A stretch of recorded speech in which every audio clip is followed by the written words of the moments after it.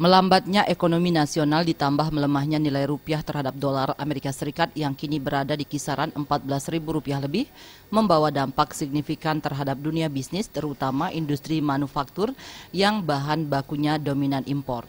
Dengan nilai dolar mencapai Rp14.000 lebih ini, otomatis berdampak pada naiknya biaya bahan baku yang pada akhirnya harga jual produk pun ikut naik. Dunia usaha tertekan oleh naiknya nilai dolar, ternyata tidak sama halnya pada sektor pariwisata di Bali.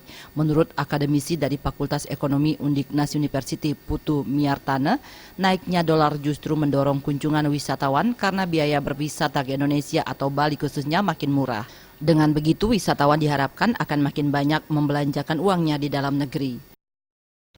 Tapi kalau di Bali, karena Bali ini adalah berbasis pada ekonomi pariwisata ya, terus menurut pendapat saya ini akan memberikan suatu dampak yang pada pariwisata yang mungkin cukup bagus juga ya, karena ini berdampak pada pariwisata yang datang ke Bali.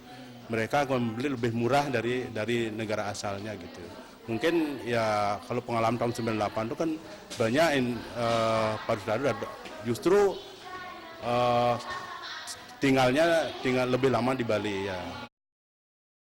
Pelemahan nilai rupiah ini diharapkan tidak berlangsung lama karena akan memukul dunia usaha.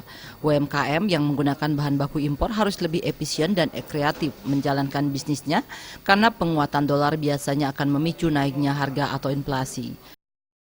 Riase dan Bayudi, Bali TV.